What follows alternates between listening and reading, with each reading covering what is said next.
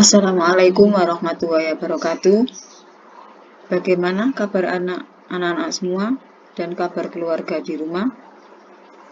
Semoga selalu sehat walafiat. Amin. Jumpa lagi dengan saya Ibu Nali Rohiso pada pembelajaran mapel ekonomi kelas 10, yaitu materi tentang alat pembayaran tunai atau uang. Nah, ini ya, alat pembayaran tunai atau uang. Ya, sebelum kita melanjutkan pembelajaran, maka marilah kita berdoa bersama-sama. Mudah-mudahan pembelajaran hari ini bisa berjalan dengan lancar dan anak-anakku semua bisa memahami, gitu ya. Pada materi minggu lalu, kita sudah mempelajari tentang sistem pembayaran dan alat pembayaran, baik pembayaran tunai maupun non-tunai. Yang kita pelajari hari ini adalah alat pembayaran tunai, yaitu uang. Sebelumnya kita mau persepsi dulu ya. Jadi dari saya ada beberapa pertanyaan yang perlu dijawab oleh anak-anak ya. Tidak sulit kok, pertanyaannya gampang-gampang saja ya. Yang berhubungan dengan uang, yang pertama adalah, pernah tahu nggak ya bentuk fisik uang, baik uang kartal maupun uang giral? Terutama adalah tentang uang kartal, yaitu logam dan kertas. Bagaimana anak-anak? Tentunya semua menjawab tahu ya. Tahu bentuk fisik uang, yaitu uang logam dan uang kertas ya. Uang yang kamu pegang setiap hari itu loh ya, itu adalah bentuk fisik uang dari uang logam dan uang kertas. Kemudian, pernahkah anak-anak bertransaksi ya dan pembayarannya menggunakan uang? Ya, pernah juga kan ya, semua jelas pernah ya. Kemudian yang terakhir adalah, apakah anak-anak senang dengan uang? Tentunya semua pasti senang ya. Kalau uangnya lebih banyak juga lebih senang lagi, gitu ya. Oke, sekarang kita mulai ya. Materi kita tentang alat pembayaran tunai, yaitu uang ya. Di sini ada bentuk fisik ya, uang 100 ribuan ya, seperti ini ya, merah. Kemudian ada uang 20 ribuan ya, di sini berwarna hijau ya. Ada lagi uang 50 ribuan, ada 10 ribuan, ada 5 ribuan, 2 ribuan, dan ada uang 1000-an, gitu ya. Ini adalah KI dan KD. Kemudian tujuan pembelajaran. Anak-anak, setiap kita belajar itu harus tahu tujuan pembelajarannya ya, agar pembelajaran itu bisa fokus ya. Jadi melalui literasi atau tayangan PPT ya, siswa diharapkan dapat menceritakan tentang sejarah uang dengan benar. Kemudian menjelaskan pengertian uang dengan benar. Tujuan yang ketiga yaitu menyebutkan fungsi-fungsi uang dengan benar. Tujuan yang keempat adalah siswa dapat menyebutkan jenis-jenis nilai uang dengan benar. Dan yang terakhir adalah siswa dapat menghitung tentang teori permintaan uang dengan benar. Jadi di sini degree-nya pasti adalah dengan benar, gitu ya. Ingat, itu adalah 5 tujuan dari pembelajaran hari ini.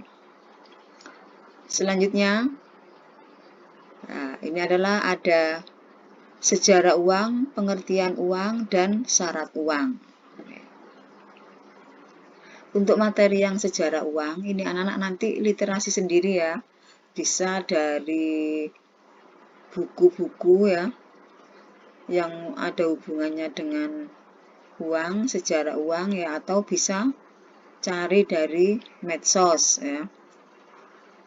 Seperti itu, agar anak-anak tahu tentang sejarah uang ya, dan bisa menceritakannya juga ya. Yang jelas uang itu tidak langsung ada, tapi adanya uang itu melalui beberapa proses ya.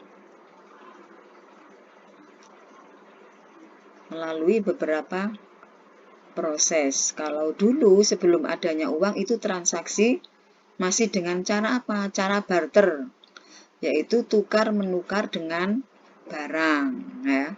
Kemudian ada yang mengatakan bahwa barter itu mudah untuk dilakukan, dan ada yang mengatakan bahwa barter itu sulit untuk dilakukan.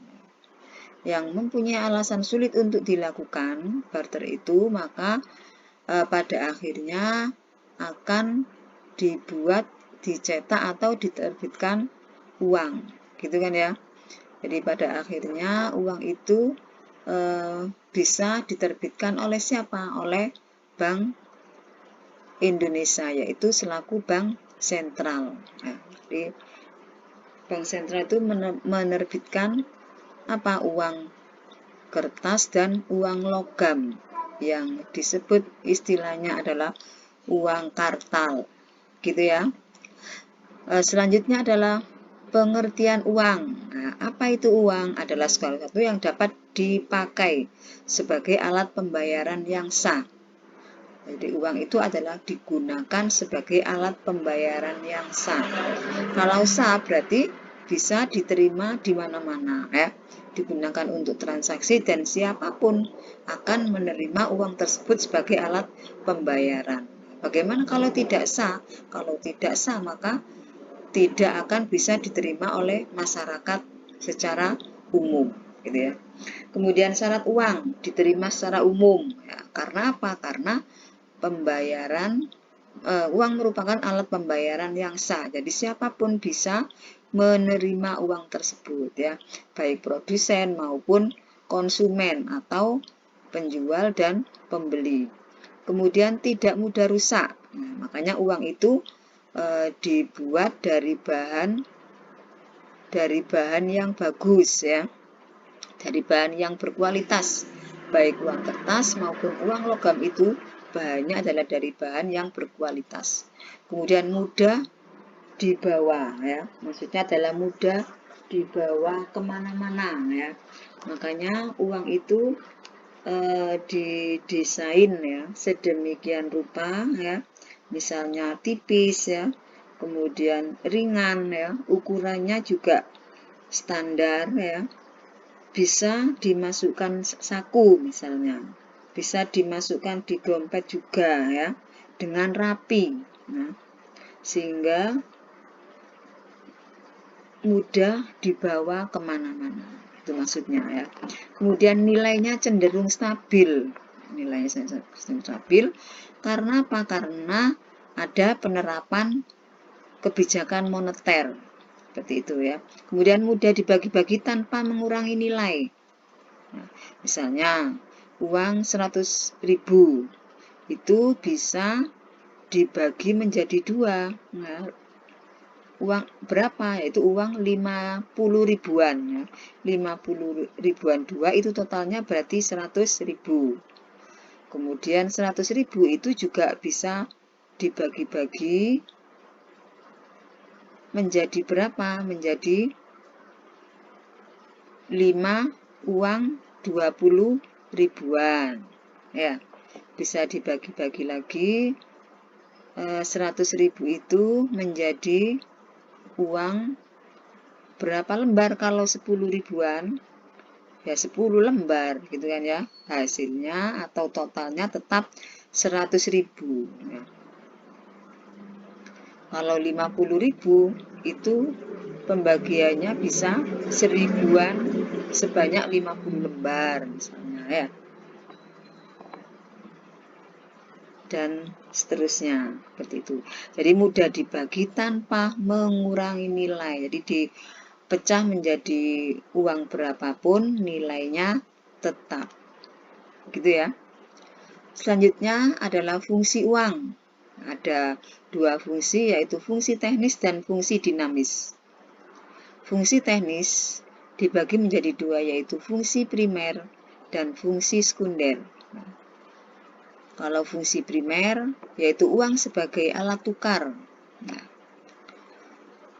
misalnya ya, kalau kita ingin mempunyai gula ya, gula 1 kilo yang ada di toko itu, bagaimana caranya agar kita bisa membawa gula 1 kilo ke rumah? Maka harus ditukar dengan uang.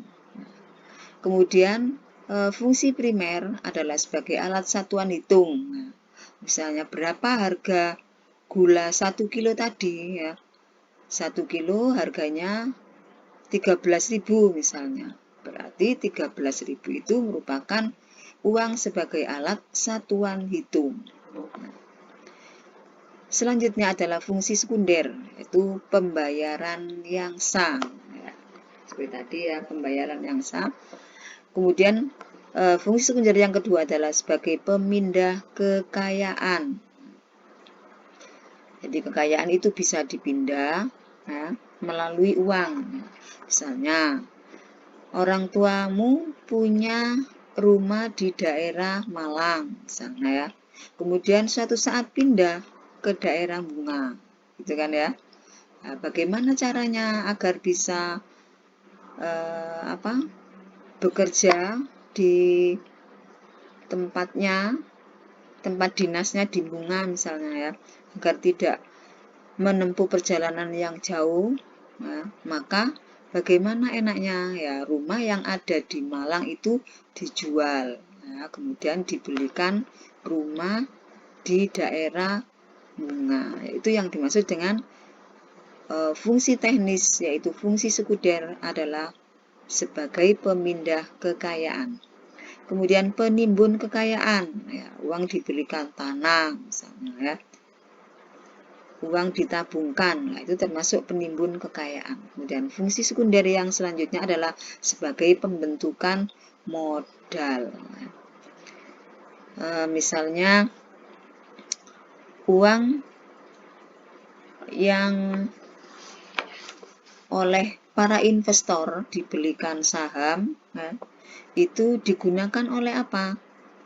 Digunakan oleh perusahaan untuk apa? Adalah untuk modal perusahaan ya, untuk menjalankan aktivitas usahanya. Nah, modal itu juga tidak hanya berupa uang, bisa berupa mesin, bisa berupa alat transportasi ya. Tapi mesin dan alat transportasi itu juga bisa dibeli atau diperoleh dengan uang, gitu ya. Kemudian fungsi yang kedua adalah fungsi dinamis. Nah, apa itu fungsi dinamis uang?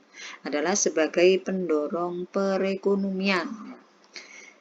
Tentunya adalah perekonomian suatu negara. Ya, memang perekonomian suatu negara itu bisa diukur dengan uang. Nah, diukur dengan nilai uang. Kalau uang yang beredar di masyarakat itu sedikit, bagaimana perekonomian suatu negara? Nah, maka daya beli masyarakat akan menurun. Kalau daya beli masyarakat akan menurun, maka suatu pertanda bahwa perekonomian suatu negara itu akan menjadi lemah, gitu ya, dan sebaliknya. Untuk video rekaman atau pembelajaran yang pertama sampai di sini saja ya. Nanti kita sambung lagi ya pada video pembelajaran yang kedua. Oke, tetap semangat ya anak-anak ya.